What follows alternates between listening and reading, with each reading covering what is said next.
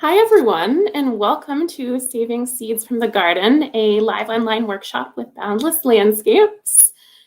I'm Jess Rainey, a Programs, Events, and Outreach Specialist at the Boulder Public Library. And normally we do lots of garden workshops that are hands-on and in the garden. But this year, since the garden's not open, we're bringing our seed to table content to you. And we've had a wonderful time partnering with Boundless Landscapes, a Boulder company. And in specific, we've had the treat of working with Farmer Fern, who made our gardening tutorial mini-series. And tonight we're going to do a deep dive into seed saving. And before I hand it over to her, I want to thank the Boulder Library Foundation for their generous support of this and many other wonderful programs at the library. And one more thing to note, just to make tonight a little bit more exciting, is that Fern has a fire that is near her house. Right now she's safe, but we may hear some sirens in the background, or she may have to duck out and be evacuated. So I just want to thank you, Fern, so much for still doing the workshop tonight, despite the chaos that's happening outside of your house. And I'm thrilled to learn from you. So I'll hand it over to you, and I'll stay on the screen to kind of convey questions and be available. But Fern, take it away. Thank you, Jess. I want to echo your gratitude to the Boulder Library Foundation and to Boulder Public Library. I'm Fern, fondly known as Farmer Fern. And if that title doesn't give it away, I am a farmer and a seed saving enthusiast. And so tonight, I was hoping to put together a workshop that led everyone through the tangible step-by-step process for how to save seeds from your own garden. This is in partnership, obviously, with Boulder Public Library, as well as Boundless Landscapes, which is a local company that is working to turn the world into a garden through the installation of micro farms across Boulder and Boulder County. So thank you to Boundless Landscapes. So a brief overview of tonight. Tonight we're going to cover what seed saving is, the cultural and the environmental importance of doing seed saving, and then how to do it. So a little step-by-step, and we'll play a video at the end that was shot over the course of a couple days that will walk you through the process for everything from what tools you'll need to then how you actually do it. So really our goal for today is that you leave here feeling confident with the steps that you need to take in order to save seeds either this season or even next season, because really it's never too soon to plan. So let's start with what seed saving is. I would call it an art form, really. It was something that's been practiced for thousands of years by communities, which often, work together to decide who's going to save what seeds. So rather than modern day, you're ordering your seeds online, or you're going into maybe a hardware store and picking up your seed packets, seeds were saved from the fruit and from the garden every season. And so seed saving is really a practice that is rerouting ourselves in that. So today we're going to focus on harvesting seeds from heirloom and open pollinated varieties, and in a little bit I'll explain what those are, rather than the seed saving practice of intentionally crossbreeding varieties to achieve a new variety. So this will just be focused on maintaining existing varieties. So, and Fern, I was just gonna, sorry to interrupt, your video quality is just a little bit blurry. So if anyone watching has difficulty understanding something, if you can just drop a question in the chat and we'll go back and have Fern clarify. Just because of with the fire and all of the emergency vehicles nearby, there's been some interruptions of her Wi-Fi, but she's carrying on. So. Yeah, we have some helicopters overhead, so I think everything's just getting a little jumbled. But anyway, we will pause every little bit to answer those questions as well. So they will be addressed not at the end, but then periodically throughout the whole thing. So seed saving. In recent years, I would say since industrialization, the pressure of perpetuating and improving and adapting seed lineages has mostly fallen on seed companies, which is a big, pressure to hold. But due to this transition from gardeners and community saving seeds to company saving seeds, since the 1900s, we have lost 75% of crop diversity. And a lot of those crops cannot be resurrected. So they would essentially be extinct, like animals go extinct, certain lineages of seeds and certain varieties can go extinct. This is for many reasons. Cross-pollination would be a large one, as well as the patenting and the privatization of certain seeds.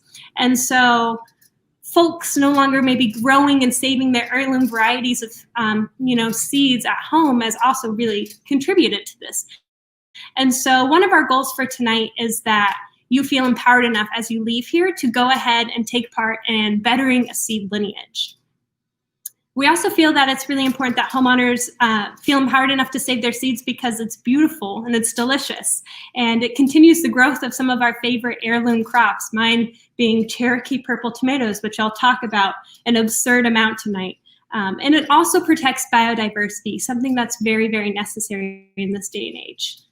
Along the Front Range, there are multiple smaller seed organizations working to adapt seeds to the high altitude climate that we have here, the one that is full of early frosts like we saw this week, or full of really late frosts or hail or what have you.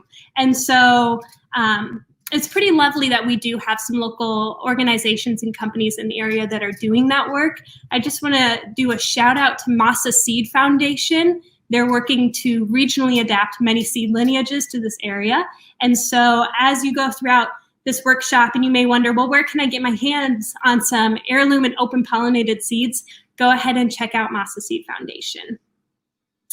And the other call to action that I have is that whether you are growing in 5-gallon buckets on your apartment balcony or you have a large in-ground plot, you can be saving seeds from those plants. So get to it, really. And one quote that I've always found inspiring is from Matthew Dillon of the Organic Seed Alliance. He says that seed knowledge is eroding even faster than seed biodiversity. And in the spirit of being lifelong learners, I think it's important that us home gardeners or us enjoyers of wonderful heirloom crops all do a little bit to learn how to save this biodiversity, right? Preserve it, and to preserve this deliciousness, really, because I like to root it back in how things taste. Jess, do we have any questions so far? Yes, we have one question. If you could clarify what exactly heirloom means. Is it like a purebred pet? Yeah, we're going to go over heirlooms and open pollinated in a second here. And I'll try to really define any of these new words that I might be introducing for people. But if there's one that you're still kind of confused on, go ahead and ask. But we'll be at that in 1 second. All right. So let's go on to what materials you're going to need in order to save seeds. I've probably spent a total of $5 in my life on materials for saving the seeds because many of them serve other purposes in the home and garden. So the materials you need really depend on the types of seeds that you want to save. In general, I would recommend, of course, the heirloom or open pollinated seeds themselves. I like having a mesh screen. So if you have a window screen you've taken out, or maybe you make paper and you want to use a paper making screen, that's perfect. I also recommend having some painter's tape and a good Sharpie for labeling your varieties because I've had a mix up a couple different times in my life with that. And then small paper bags or glass jars for storing the seeds is always advised. And then also larger paper bags for drying seeds out. That's also a great little purchase to have. And lastly, if you have a shelf in your house that comes fall as your designated seed saving shelf, that's wonderful. It's good if it's in a location out of direct sunlight. If it's in a cooler location, I would not advise having it in the kitchen near any appliances because as you turn on your stove or even your fridge, there's a lot of radiant warmth that can kind of mess with the seed saving process. So try to keep them in a cool, consistent temperature, relatively dark location. And now we're going to talk about what seeds you need. And this is where we're going to address heirlooms. So what are heirlooms? In your family, maybe it's something that's of value that's passed down for generations. And I would argue that heirloom seeds are essentially the same. They're a seed that's of value that is saved true to itself from generation to generation. And a lot of our favorite crops are actually heirloom tomatoes. They're usually prized for their beauty or for their wonderful taste, but they're a little bit harder to find in the grocery store or from a commercial grow location because those operations are usually growing something called hybrids. So hybrid seeds, unfortunately, are not wonderful for seed saving, but they are wonderful for growing for if you're a commercial farmer. They're known to have specific types of vigor. So maybe they have a wonderful disease resistance, or maybe they set a lot of fruit. And so farmers like to grow them for their little advantages in that way. But hybrid seeds occur due to intentional interference in the pollination process. So it's the artificial crossing or not artificial, but the intentional crossing of two different varieties within the same species. So if you were to cross two different types of tomatoes intentionally, then you would have a hybrid. Open pollinated seeds, which you'll often see abbreviated as OP seeds, are seeds that are very similar to heirlooms. All heirlooms are open pollinated, but not all open pollinated seeds are heirlooms. Open pollinated seeds are, for all intents and purposes, seeds that can be saved. And are grown without interference in their pollination. And then a common question I get that I should address now is GMO seeds. So hybrid seeds are not GMO seeds. GMOs have been intentionally altered in their DNA for a certain reason. And so maybe that is for a pesticide resistance, or even in the case of some GMO corns, it's so that their roots produce their own pesticide. So very different thing. And open pollinated, heirloom, and hybrid seeds can all be organic. So, like I said, unfortunately, hybrid seeds don't make much sense for us tonight because if you try to plant that second generation of them, they won't actually grow true to themselves. Heirloom and open pollinated seeds, though, they can be saved and replanted and grow true to themselves, the same plant, same DNA from generation to generation. And the cross-pollination, we'll talk a little bit about pollination, but the cross-pollination of open pollinated or heirloom seeds leads to them becoming hybrids. And so for that reason, we isolate our varieties, which again, I'll cover in a tiny bit. So far we've gone over what materials you're going to need in order to save seeds, and then what types of seeds you'll need. So you'll need heirloom or open pollinated seeds. The way you find out if your seeds are open pollinated or heirloom is you look on the seed packet. And now let's talk cross-pollination. One of the largest concerns to have in mind when your goal is to save seeds from a plant is pollination and how it happens specifically. So pollination can occur from wind, it can occur from insects, be it bumblebees or dragonflies, and it can also occur from human interference. The last way that pollination usually occurs is self-pollination, meaning that the plant is capable of pollinating itself and then reproducing on its own. For seeds to be saved and then grown with the same DNA parent, or as the same DNA as the parent, they must be pollinated from the same variety. So either through self-pollination or through an isolation. And that means we really want to keep an eye on or even control wind or insect pollination to our plants. So, cross-pollination. Oh, Jess is on the screen now. Yeah, Did you have a question, Jess? Yeah, just before you move to the next topic, there was a question if there's a way when you're buying a seed packet to know that it will be heirloom versus open pollination versus kind of, if you're buying something, how easy is it going to be to save, or what do you need to know? Will you be able to tell from a seed packet? Absolutely. So it is the law that seed packets denote what they are. If you have an heirloom seed packet, it will say heirloom. If you have open pollinated, it'll usually say OP, open pollinated. And then if you have a hybrid, it's going to usually say hybrid, or it will say F1, which denotes the first generation of that strain. And all seed packets will be labeled with that. You can also purchase from all heirloom or all open pollinated seed companies where there's really no searching that you have to do on the seed packets. I hope that helps.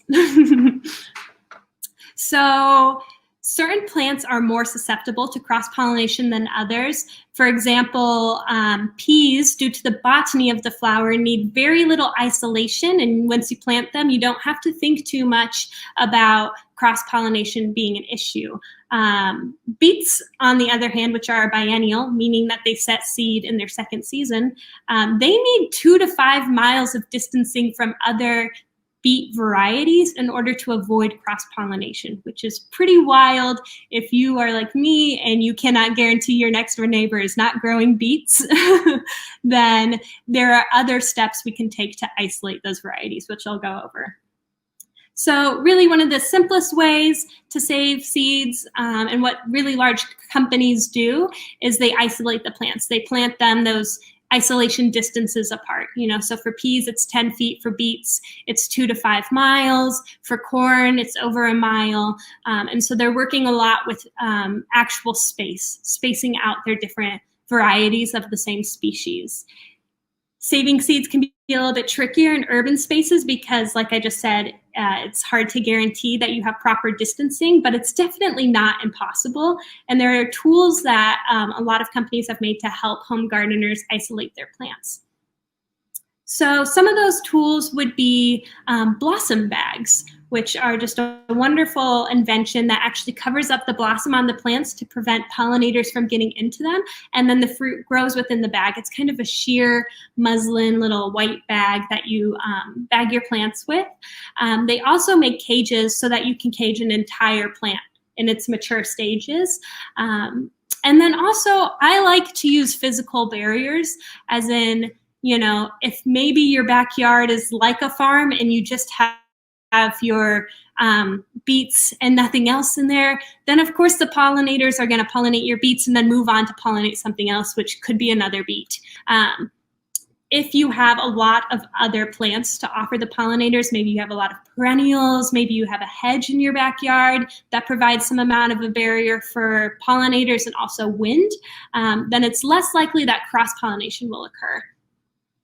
And when you're thinking ahead to seed saving next year, it is nice to kind of rank plants in terms of, okay, is this your first year seed saving? Well, I would grow this plant. Or is this, your 10th year seed saving and you're a seasoned pro? Then maybe try growing a little bit more of a different variety or a more difficult variety. So I'm going to rank them for you now just because I think that's helpful. The green plants, meaning they are the easiest to grow, they are the cheapest and simplest to isolate, would be tomatoes, peppers, beans, and peas. So those would be my green plants that if you, after this workshop, want to try saving seeds next year, it would be great to purchase heirloom or open pollinated seeds for those ones. The yellow plants, which are a little bit trickier but still easy enough in an urban garden, would be corn and spinach. And then the red plants, which are quite difficult, would be biennial roots, meaning they've seed their second season. So beets, chard, carrots, onions, and then brassicas like kale and cabbage. Those are all a little bit trickier to save seeds from. So I would classify those as the red seeds. Tonight, later on, I'm going to show you a video how to actually save the seeds from the green plants. So hopefully that's helpful. Even though they are simpler to save seeds from, though, they still do need certain types of isolation. So let's talk about the different ways isolation can occur. Space, as we mentioned, not planting two species or two varieties of the same species within a certain distance of one another. Each species has its own isolation requirements, and so there are a lot of wonderful charts online that you can look up. I use the one from Seed Savers Exchange that you can easily find on their website that will tell you the specific isolation distance requirements per the variety you're growing. Cages, like I mentioned, are also a wonderful way, especially if your plant is going to have some height to it. Then you can pop a whole cage over the top of it. And those cages are lined with a fabric that lets sunlight and water and air in, but prevents pollinators from coming in. And then bags, which are a little bit more of an affordable option. So specifically blossom bags. Don't go using a brown paper bag or something that's not letting enough, sunlight in. Those are also a wonderful way to isolate specific blooms on a plant from being pollinated. And I think isolation and cross-pollination can be a little bit of a tricky topic. So I want to walk you through how I would isolate tomatoes. So luckily, tomatoes are generally a self-pollinated fruit, which means you could grow just one tomato plant and that plant would still fruit and be able to set up another generation or another succession of that fruit. A lot of plants, you would have to put 2 types of the certain plant so that they can pollinate with one another. But tomatoes, they're self-pollinating. And if you wanted to be extra careful with tomatoes, you could use blossom bags on the flowers, although, like I said, they're self-pollinating. So generally, you don't have to worry about cross-pollination as much with a plant that is self-pollinated. The one caveat would be that sometimes bumblebees will pollinate flowers anyway. They can be a little bit aggressive. And so the blossom bags do help from, bumblebees getting in there and maybe accidentally cross-pollinating with another tomato variety.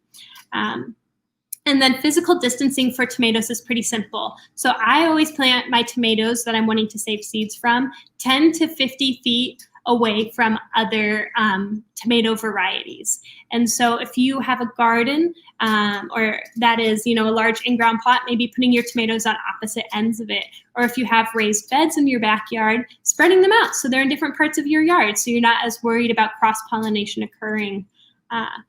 If the neighbors on the other side of your fence, say, maybe 15 feet away, are also growing heirloom tomatoes and you're really wanting to preserve that variety and prevent cross-pollination, like I said, try to provide the pollinators with other things that they can stop at in between those tomatoes. So say a bumblebee accidentally pollinates your tomato plant and then goes and pollinates the lavender and then goes and pollinates your neighbor's tomato. That's a little bit better than directly tomato to tomato. And tomatoes are annual plants, which means they fruit in their first year, which is wonderful. So for that reason, I'm not concerned about my planting plan for next season, really, making sure that I'm not accidentally going to, or I'm not going to have to leave the tomato in the field like you do beets in order to harvest those seeds. And then what the tomato seeds are mature when their fruit is ripe to eat, which is pretty easy. Some plants, it's a little bit of a guessing game when the seeds are mature and ready to be harvested, but if you're going to eat the tomato, then the seeds are mature in there.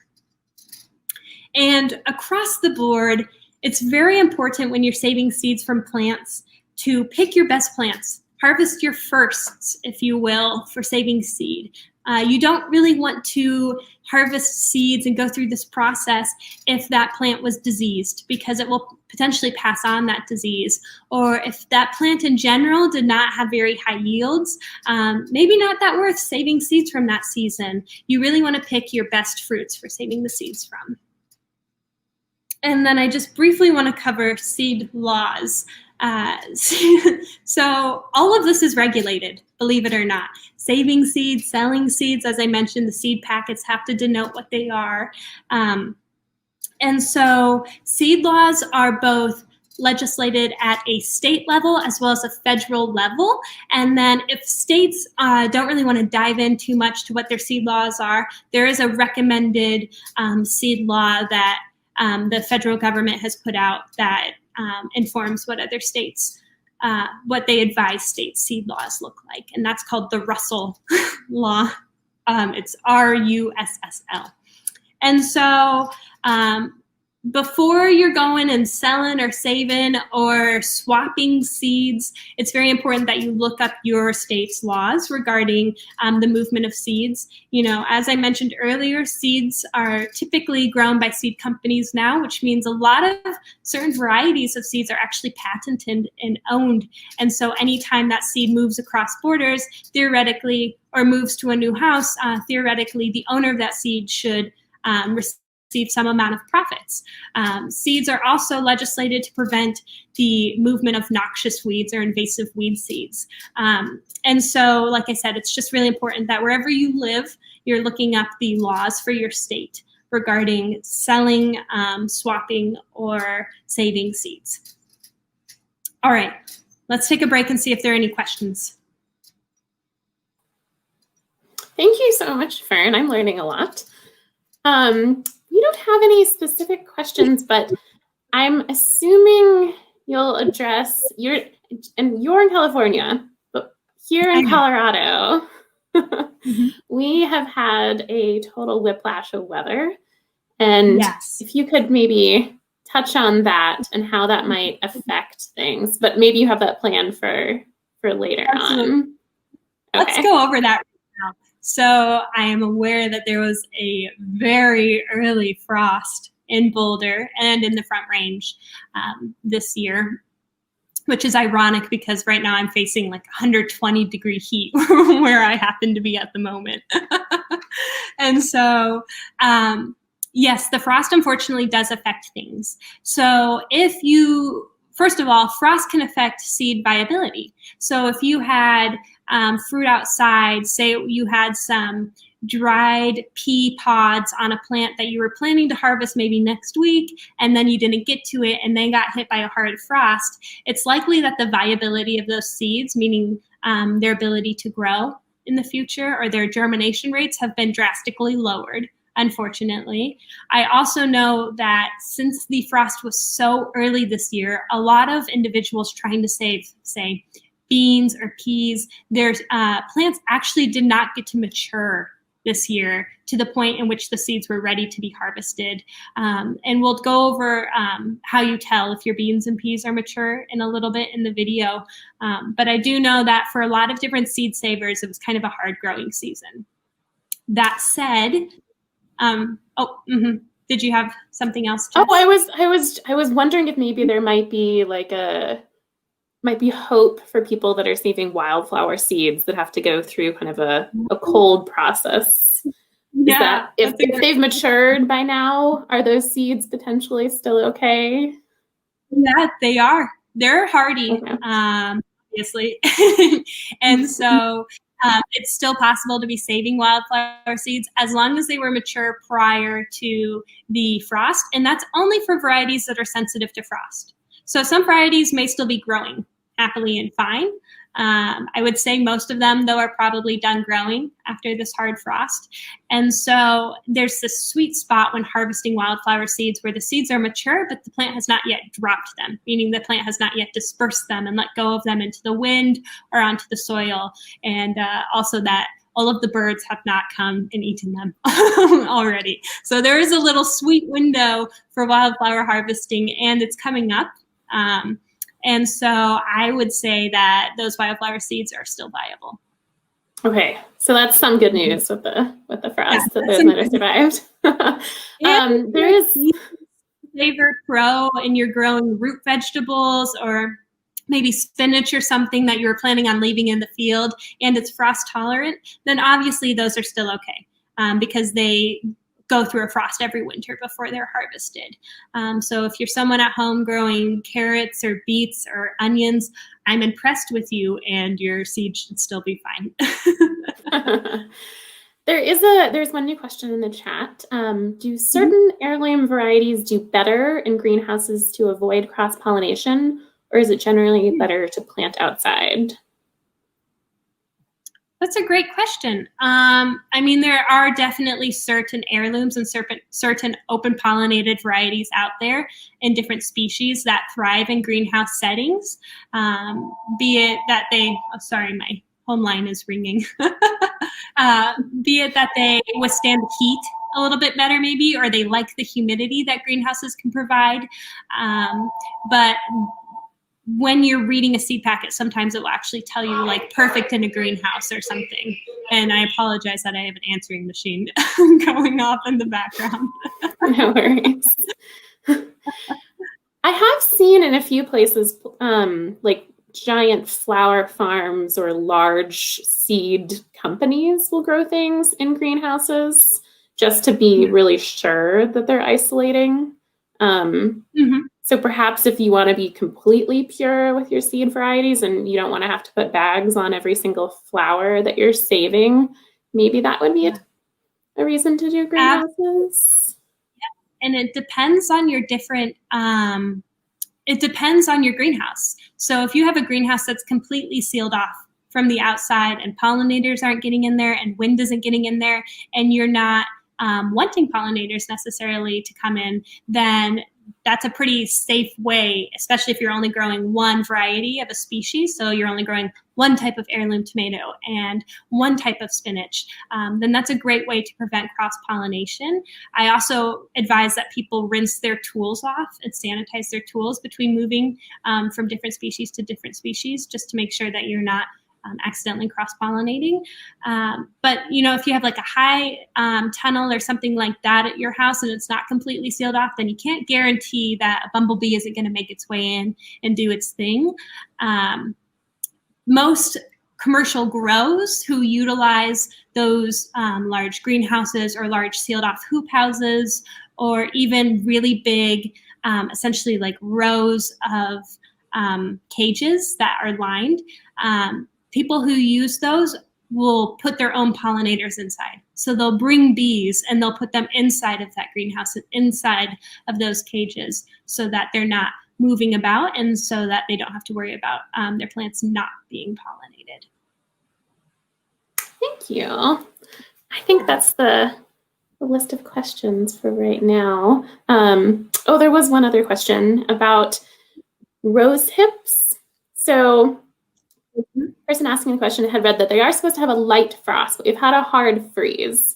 Are you familiar with the process for saving those? Do you think those are still okay with our hard freeze that we had? Okay. Was your freeze down to about, what was it, 24 in certain locations? I think it did get that low in some parts. It was a little bit of a weird situation, and this is why. First of all, snow is wonderful if you're hitting a hard freeze because it's a wonderful insulator. And so underneath the snow, it can actually be a lot warmer than it is just out in the air. It's also a little bit of a weird situation because there was so much radiant heat from the temperatures that you had prior to the freeze that the soil was still pretty warm, and the general atmosphere in the area was still pretty warm. And so for that reason, I would definitely still try to harvest them. Okay, thanks. I will hop off the screen so you can move to the next section.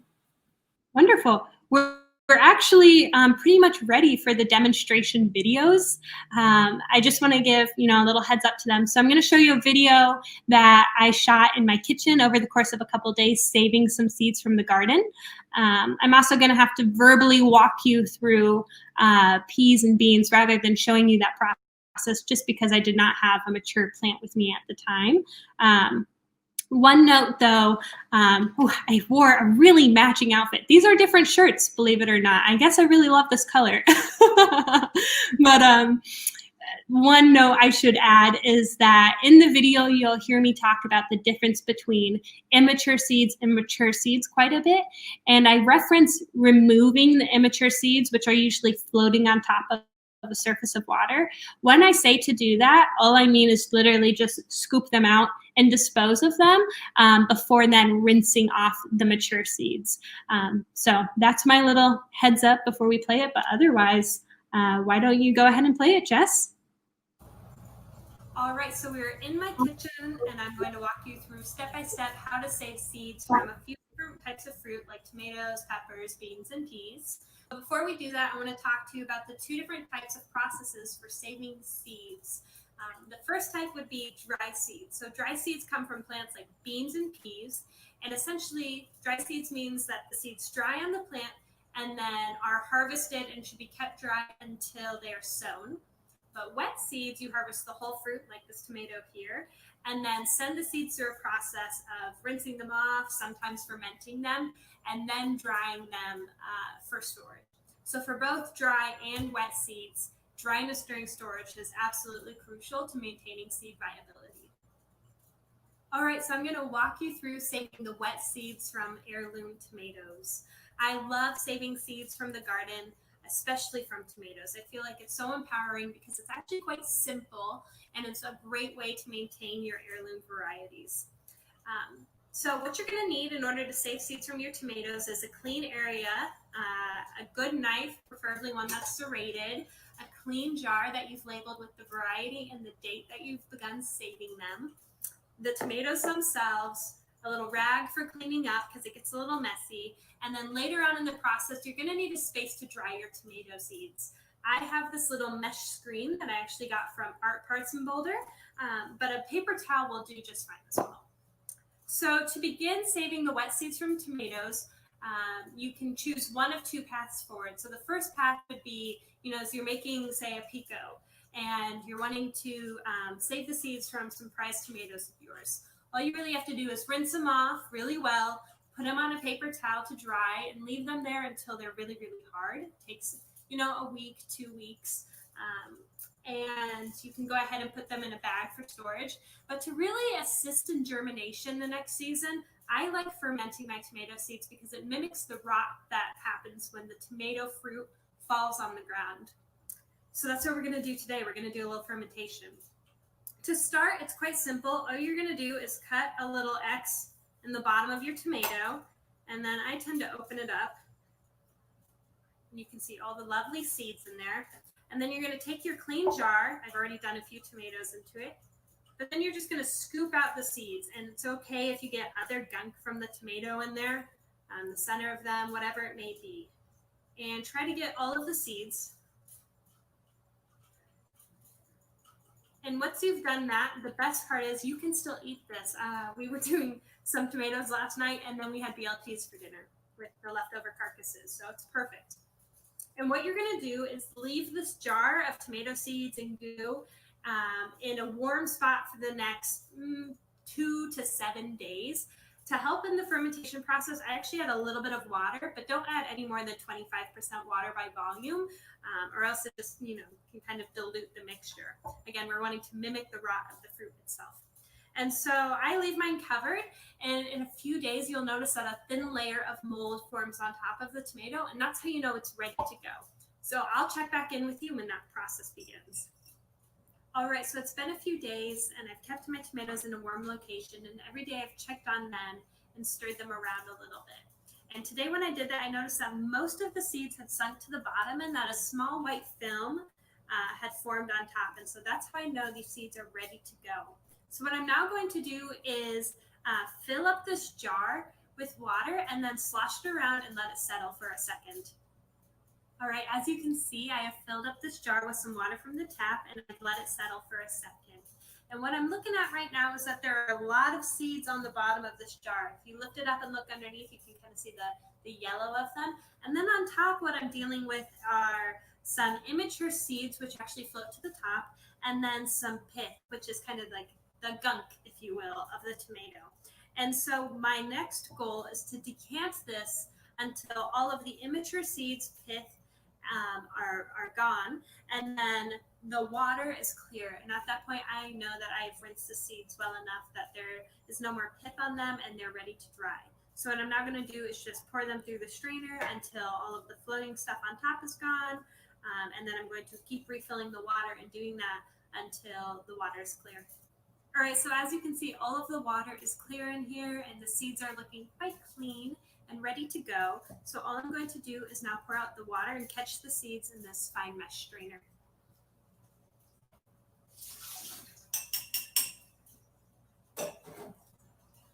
Once I've done that, I'm going to move my seeds onto a labeled surface, such as a paper towel or even a nice linen towel or something. And you can even do them onto a yogurt cup or something that you just have laying around. And I'm going to spread them out so that they're in one thin layer, not stacked on top of one another, not molding. And in a few weeks, well, I'm going to place this in a really dry location out of direct sunlight. And in a few weeks, these seeds will be dry to the touch. And at that point, they're ready to be stored in a paper bag and kept in a dry, cool location until they're ready to be planted. Let's talk about a fun seed to save, and that is peppers. The isolation requirements for peppers are a little bit more complicated than peas and beans, but overall it's not too bad. So if you want to grow heirloom or open pollinated peppers to save for seed and you really want to maintain genetic purity, you're going to want to have a 160-foot isolation distance. And in addition to that, you can even opt for using the isolation bags, which will help prevent cross-pollination from happening. So for peppers, start with your nicest fully ripe peppers, and that means no green peppers. All peppers left on the vine will ripen past green, so they'll either be yellow, orange, red, or even purple or dark brown when you're processing them for this. If you are working with a hot pepper, I'm going to recommend that you wear gloves for this because the capsaicin can really burn your hands and burn your eyes, and it's really hard to wash off. This is just a plain heirloom bell pepper, so I'm not too worried about capsaicin burning my skin. So the process for saving peppers requires a few tools. The first one would be access to clean water so that you can rinse the seeds, something to sift the seeds through. And so if you have a tea strainer, that works great. Otherwise, I have this little sieve. And then a surface to dry your pepper seeds on. So some people will use, like a paper towel and a yogurt lid container. Again, I have this little paper making mesh screen that I use for drying my pepper seeds on. So to start, you're going to remove all of the pepper seeds from inside of the plant by just scraping them off into some water. Let's see, I have some water here. And again, this is where it can be kind of spicy.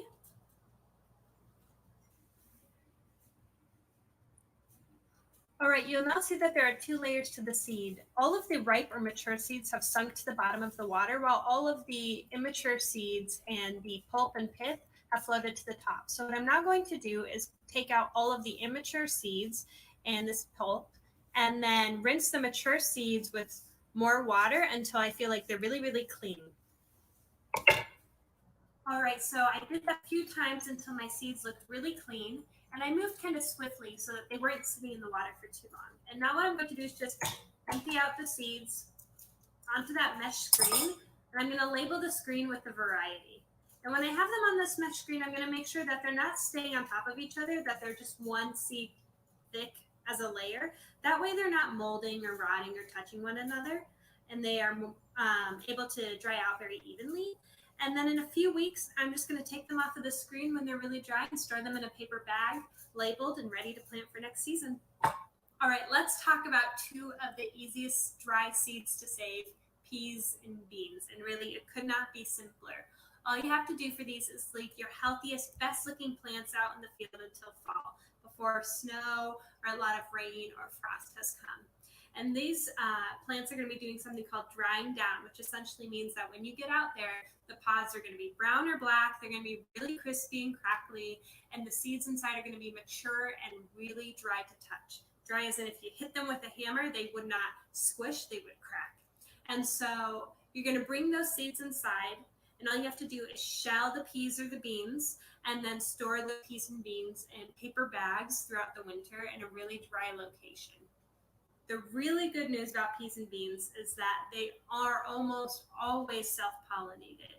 And this is because they have perfect flowers. Now, perfect flowers means that the flowers have both the male and female parts. They have everything that they need to reproduce within themselves. And in addition to being perfect, peas and beans also have this wonderful little part of the flower called a keel. So a keel is a little lip that isolates the stigma. So we really don't have to do much isolation on our own, and prevents it from being cross-pollinated. I will add a caveat that bumblebees have been known to rarely go ahead and go in and tear the bean or pea flower apart and then pollinate it. In which case your plant would be cross-pollinated, but it happens pretty rarely, so you don't need to be too worried about it. So in order to make sure that your peas and beans are staying true to their variety, all you need to do is isolate them by 10 feet, and they should be good to go for saving. All right, and I just wanted to walk you through the process for wildflower seeds as well, because they can be saved. And so while most flowers have their own specific needs about how they're processed and saved, most of them are saved in a relatively common way. And so I wanted to walk you through how to save from 2 common ones, echinacea, also known as coneflower, and salvia. So if you happen to have a friend who had a lot of these wildflowers, because you're not allowed to pick them from open space mountain parks, then you could go to their property, and when the echinacea or the salvia are fully mature and dry, you can harvest them, and all you have to do is turn them upside down into a paper bag, tie the bag around them, and then make sure to label what is inside of them, because as they dry, it can be hard to recognize the flowers. In a couple of weeks, the seeds will drop out of the dried pods into the base of the paper bag. So you can go ahead and empty them out at that point. The last step is that the seeds have this papery husk around the outside of them, usually called the chaff. And so you have to separate the seed from that. You can do that in a couple of different ways, by either crumbling them between your hands. You can lay them out on a cookie sheet and lightly blow a fan on them, and the papery husk will float away. Or you could also put them through a sieve, as long as it's the right size for those wildflower seeds. Once that's done, all you have to do is put them in a paper bag and store them in a very dry location until you're ready to plant them next year. So I'm guessing one of your takeaways from tonight is that plants have very specific needs, but I do hope that this has inspired you to try planting and then saving seed from some heirlooms and open pollinated plants in your garden next year. If you have any specific questions along your seed saving journey, I would definitely encourage you to check out books like Seed Swap by Josie Jeffries and then Seed to Seed by Suzanne Ashworth. They've been helpful for me along my journey, and Boulder Public Library happens to have both of them in their collection. If YouTube tutorials are your thing, then Seed Savers Exchange has a wonderful YouTube that will take you step by step through how to isolate different species, and then also how to process them appropriately. I hope that this video has inspired you to find an heirloom that you are passionate about. For me, it was Cherokee purple tomatoes, because I just loved the taste of them and I loved how they looked. So, I hope you find one that you love, and then you dig into its requirements and get saving them. One thing that I've always found inspiring is that seeds from one fruit, as we saw tonight with the peppers and the tomatoes, can provide enough seeds for the whole block next year. And so with that, I wish you luck, and let's move on to any lasting questions.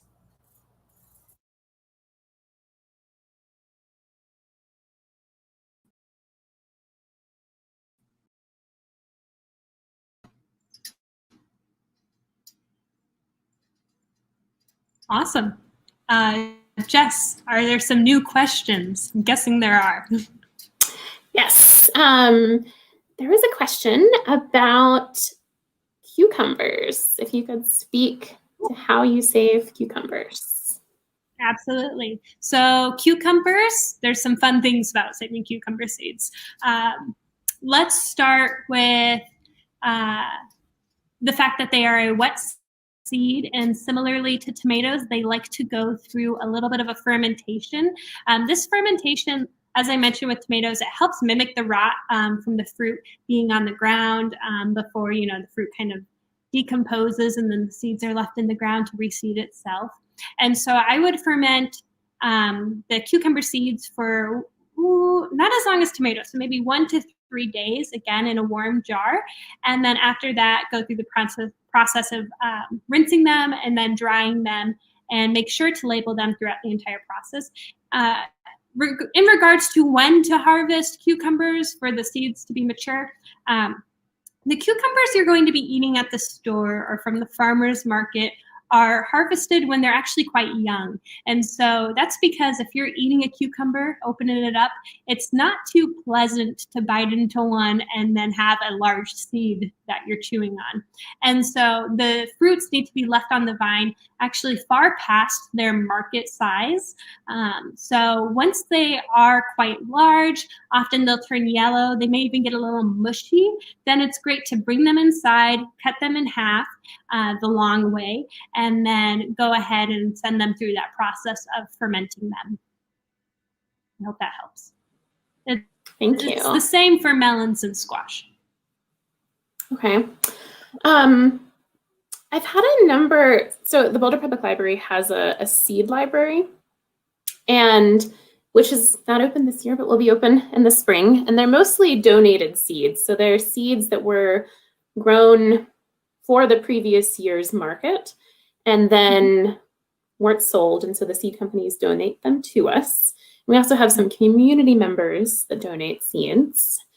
Mm-hmm. And I've had a lot of questions about seed life. So if you save your seeds, how long are they viable for? How much does the germination decrease?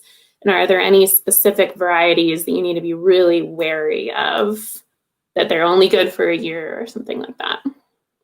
That is a really good question. So across the board, all seeds, their first year after being harvested, have the best germination rates. That's just their most viable year. It's a great year to plant them. But if you go through the process and you're very careful, you're keeping your seeds in a cool, dark location while they're drying, you've harvested them at peak maturity, you sent them through the fermentation process and did not leave them in the water too long to the point where they actually start to kind of germinate themselves, then the shelf life for seeds, and it does vary on species, is anywhere from, I would say, 3 to 10 years, typically, for most seeds that you're going to see in a garden in Boulder County. I would say the mean year would be 5. Every year, though, that you leave those seeds in maybe a cool, dark box in your closet or something, their viability lessens. And so they do lose out on germination rates the longer you leave them. So if you were one of the people who maybe when the pandemic hit and you bought a lot of seeds online and didn't get to planting all of them and you don't think you'll be able to in the next 3 to 5 years, definitely, share the wealth with your peers and your friends, because, it is important that we're planting the seeds that we do have. So I hope that answers that question. Yes, thank you. We typically do have seed swaps at the library, so that's a really good opportunity if folks buy extra seeds and want to try some new ones that they didn't get themselves.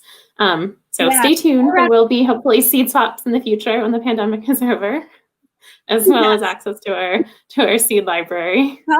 I think that a little bit of a laugh, but I want to add that Colorado seed laws do allow seed swaps to happen. Do make sure that you don't have any weed seeds, as in like noxious or invasive weeds in when you're going to those seed swaps, so that you, hopefully will have labeled your seeds well, and then that's the only seed that's in that packet. For that reason, I also usually advise against making like a seed mixture that you're then going to swap with someone, just so there's some traceability to it.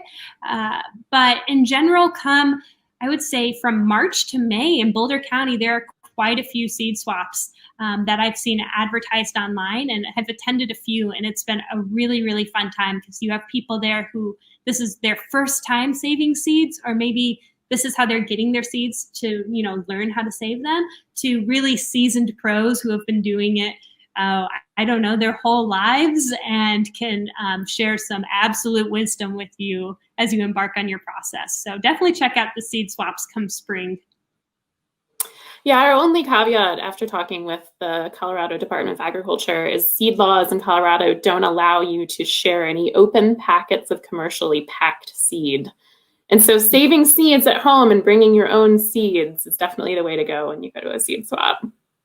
Oh, we do have 2 other questions now, as we're almost out of time. Are you still good, Fern, in terms of the fire and everything? Are you okay answering just a couple more? Okay. Okay. Thank you so much for your poise with all of this going on outside of your house. So there's a question of when storing in paper bags, is there a certain quantity of dried seeds that should be avoided in one bag? That is a really good question. If your seeds are dried properly, and I mean if for a pepper seed or a tomato seed, if you were to put that seed down on a counter and hit it with a hammer, it would crack, it wouldn't squish. And so that's the level of dryness we're talking about. Sometimes I'll actually try to bite one and see if my tooth will dent it, just to make sure that it's fully dry. So if you are packaging those seeds for storage when they are fully dry, then it really doesn't matter how many of them are in the bag.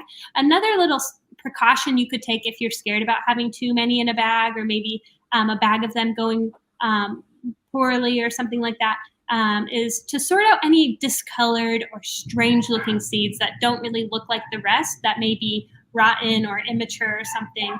So again, only harvesting and storing seeds from your best fruit, but then also only storing your best looking seeds, but otherwise, no, what would that be? No space requirements for how many of them per bag. And then 2 more questions. First one, at the very beginning, you sort of mentioned seed sovereignty. and biodiversity. And I've talked to a lot of folks about kind of the benefits of saving seeds from your specific yard.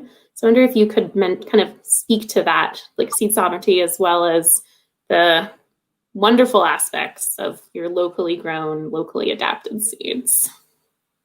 Absolutely. Yeah. There's a definite growing movement, and I'll use the word growing specifically because it's not new. Specifically in indigenous communities, this movement has existed since seeds really became privatized, if you will, or the burden or the responsibility of saving seeds has been put in seed companies' hands. There's been a movement for a call to action for people to be saving these seeds themselves, to take care of their own communities, to take growing food into their own hands and into their own neighborhoods. And then there are also, beyond the social responsibility, if you will, of saving seeds, there are also the environmental responsibility aspects, which would obviously be biodiversity. I mean, the more people growing a Cherokee purple and saving that seed in different locations, in maybe even the same town, the more little diverse aspects and the more resilience that breed then has. There also have been instances where I believe we've been entirely short on seeds for certain well-known varieties. Delicata squash comes to mind. There was a time when I believe Delicata squash specifically was at risk of going extinct. And so seed companies said, hey, home gardeners, do you have seeds from this that you properly saved? We need to replenish our number of seeds that we have saved for Delicata so that we don't lose this delicious strain of squash. And then, so biodiversity, making sure we're not running out of those different varieties. And then also, as I mentioned briefly at the start, it regionally adapts every lineage that grows in a certain region. So if you're growing a corn maybe in arid Colorado, and slowly but surely you wean it off over the years so that it's really not being irrigated, that's absolutely possible because that seed learns in its DNA how to grow in that place. And so with climate change and with seeing, our seasons get a little bit weirder and more unpredictable, it's really important that we have resilient seeds, that we have local seeds, and we have seeds that know how to grow where they are and that adapt year to year. If you're ordering your seeds from Maine and you're wanting them to grow really well in Boulder, well, the climates really aren't too similar. And so, there are immense benefits to it, and there are also a lot of books on seed sovereignty. So go ahead and check out at Boulder Public Library their collection of books on this topic because it is immense, the number of books and media that have been created around this topic. Thank you. One more question, and then I think we'll wrap it up.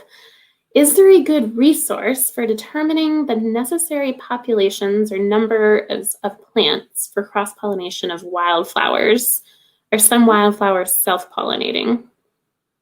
Fun. That's a fun question. Lean on diversity as your friend. As in, planting a big variety of them, but not only having one of each type of plant. Because even if you have two of them, for instance, two echinacea in the same field or something, and they need to be cross-pollinated, then it's not guaranteed that that's going to happen when there are so many other places for pollinators to stop or for wind to blow through. And so getting a good mixture, planting a lot of diverse types of plants with multiple types of each plant is your best bet for saving seeds. Even for tomatoes, which are self-pollinated and you don't need to worry about planting two of them for the same, in order to harvest seeds, I like to lean on planting 5 to 10 of those plants and then saving from them. This is because obviously diseases can happen and you can lose a whole crop, and how terrible it would be to lose all of your seeds that you've saved throughout the years. It's also because you want to save your best seeds. And there's a short window really in Boulder County where you're having your healthiest looking tomatoes. And so if you can harvest 40 tomatoes that are all really wonderful firsts, if you will, for tomatoes, wonderful size, wonderful texture, no deformities or signs of disease, then that's much better than maybe harvesting 6 tomatoes that, kind of fit that qualification. And so I would lean on always planting more than one of a plant if you're wanting to save seeds. Again, 5 to 10 is what I generally say. Okay, thank you so much, Fern. This was This has been fun. wonderful. Good, I've learned a lot. And I want to thank you again for being a resource during this time, creating this online content so we can still do garden programs, even though we can't gather in person at the Edible Learning Garden at the main library. It's been wonderful to learn from you this season. Thank you, Jess. Thank you. And I'm grateful for Boundless Landscapes participating in this with you as their ambassador. Again, I want to say thank you to the Boulder Library Foundation for making this possible. And then also shout out to Celine, my coworker who's been behind the scenes for all of this, making it work smoothly online. So thanks, Celine.